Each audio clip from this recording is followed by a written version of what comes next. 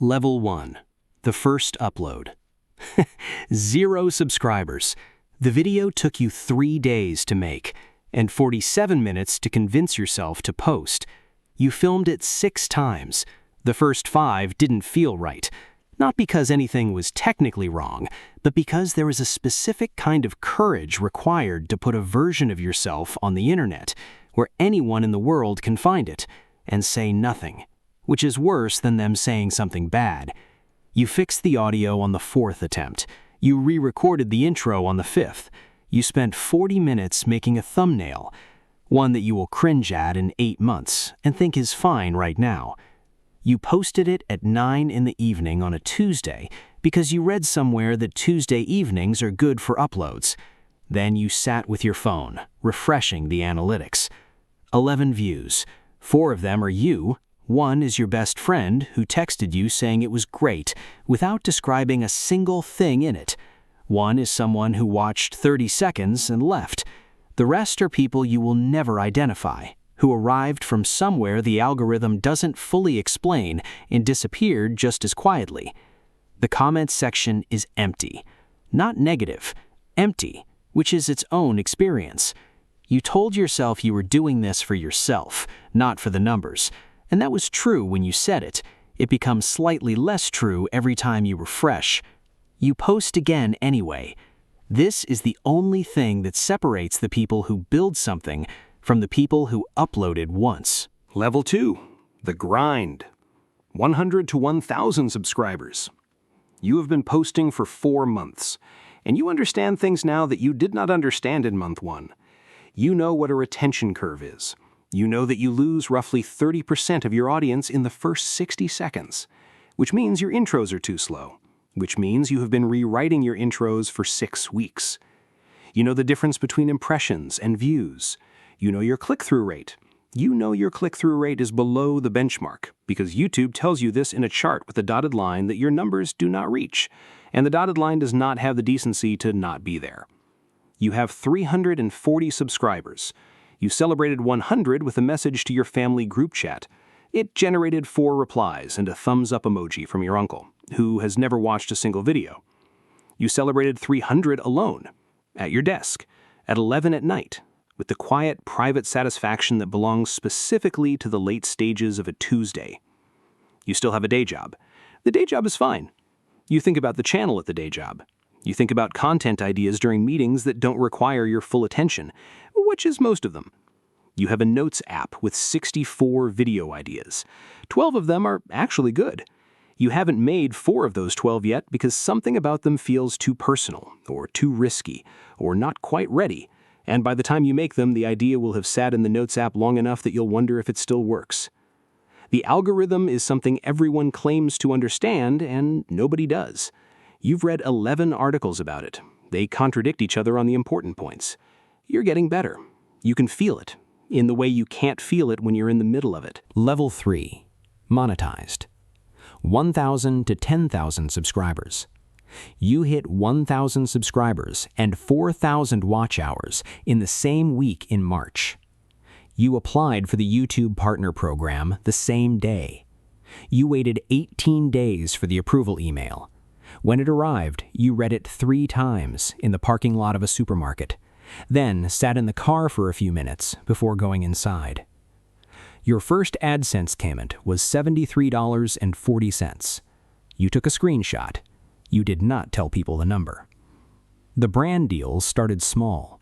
A supplement company emailed you with your name in brackets, the actual bracket, still there, the template unfilled, and offered $200 in free product for a mention. You spent 40 minutes negotiating for $250. They agreed. You made the video. $250 for 8 hours of work is not a rate that functions mathematically in your favor. And you knew this, and you said yes anyway. Because it wasn't about the money. It was about someone looking at your audience and deciding it was worth something to them. That is a different currency from AdSense. That is someone saying, you exist. You have 4,200 subscribers.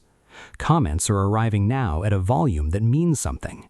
Someone told you in a comment that a video you made 6 months ago helped them through a difficult stretch. You read that comment 4 times. You have thought about it at least once a week since. You saved it in a folder you don't show anyone. Nobody tells you about that part. The subscriber count is not the thing. The thing is that comment. The count is just how you measure whether you're getting to more people who might leave one. Level 4. Growing. 10,000 to 100,000 subscribers. Something tipped, and you cannot fully explain when or why. You can trace it to a specific video that performed differently from the others. Not viral, just better. 3 times better than your average. The kind of performance where you did something slightly different, and the algorithm picked it up and showed it to more people, and those people watched and subscribed. And the next video started with a slightly larger audience than the one before it. You've spent 4 months trying to reverse engineer that video. You have theories, none of them are entirely right. You have 67,000 subscribers. You are making, across AdSense and brand partnerships, roughly $4,000 a month. This is real money. Real enough that you have a spreadsheet. Real enough that you had a conversation with an accountant. A real accountant who you pay. A conversation that made you feel very adult and slightly nauseous. You were thinking about quitting the day job. You have been thinking about it for 4 months. The spreadsheet says you could make it work. Your spouse knows you're thinking about it. You haven't said the specific number out loud yet, the number that would make the math clear, because saying the number makes the plan real, and real plans have failure modes that imaginary plans do not. You compare yourself to creators at your level and creators 10 times your size. You know you're not supposed to do this, and you cannot stop. Someone started 6 months after you and passed you in subscribers. You held that information in a specific part of your chest for about 2 weeks. You never said anything about it. You posted anyway. The internet is not a fixed pie. You learned Photoshop to improve your thumbnails. It took 6 weeks of Tuesday nights. Your click-through rate went up 2%. 2% at your scale moved the numbers enough that you could justify the 6 weeks. Level 5. Full-time creator. 100,000 to 500,000 subscribers. You quit the job. Not dramatically. You gave 4 weeks of notice. You told your manager before you told your team, which felt like the correct order. You wrote a post on LinkedIn about following your purpose.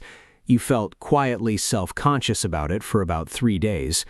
You are now a full-time content creator, which means you are also your own marketing department, your own scheduling system, your own HR, and the person responsible for the fact that if you stop working, everything stops with you. You have 280,000 subscribers. You hired an editor. This felt financially irresponsible until you calculated how many hours you were spending in post-production and recognized that those hours cost more than the editor does. You have a manager now.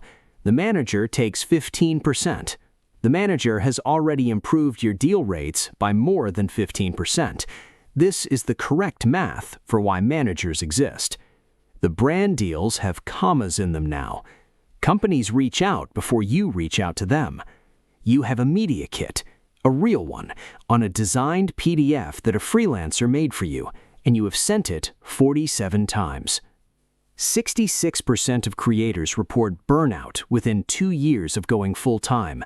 You are in month 22. You are tired in a way that is different from before. Before, you were tired from doing too many things at once. Now, you are tired from doing one thing.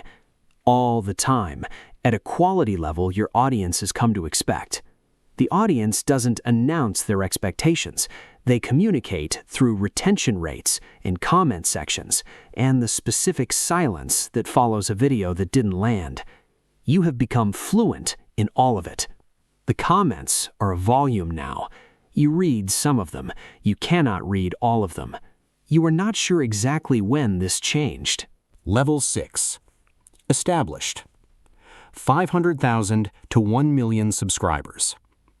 A video you posted last month got 80,000 views. and you described it as underperforming. You said this to a creator friend at dinner.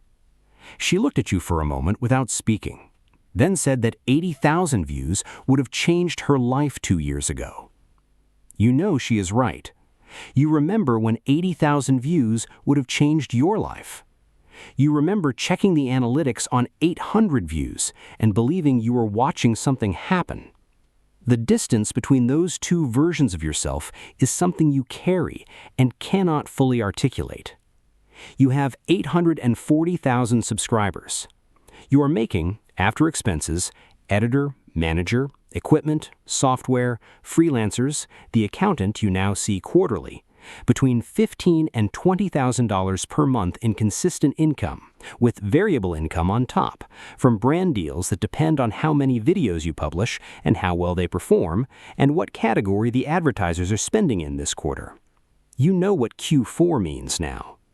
Q4 means your CPMs rise because every advertiser wants access to audiences before the holidays, and they pay more per 1,000 views to get it.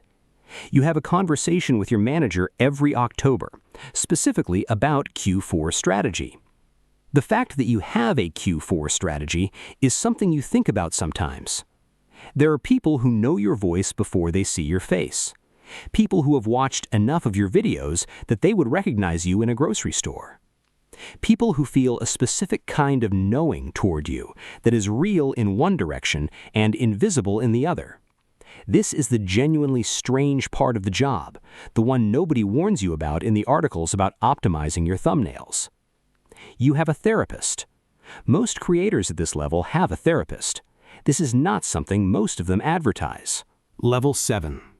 The million. 1 million plus subscribers. The play button arrived in a plain brown box. You put it on the wall of your office and looked at it for a long time. Not emotionally, exactly. You had processed most of the emotion in the days before it arrived. More the way you look at something that represents a long distance traveled and try to feel the full length of it at once, which is never quite possible. You have 2.3 million subscribers.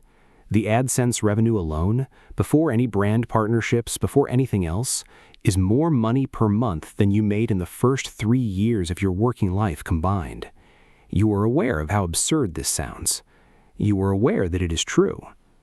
The burnout rate among creators with 8 or more years of experience is 80%.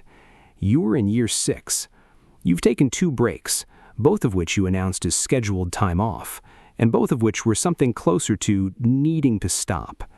Both times, coming back felt like the right choice.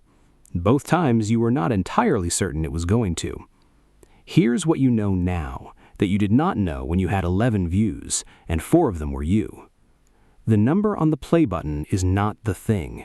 It was never the thing. And part of you suspected this the whole time, and kept going anyway, which was correct.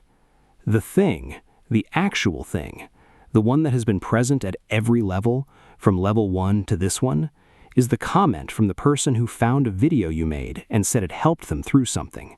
That is the thing. That is the reach. And you have had it since level 3, when you had 4,000 subscribers and a savings screenshot of $73.40. And someone left a comment in a section you were certain would stay empty. You already had it. You've had it the whole time.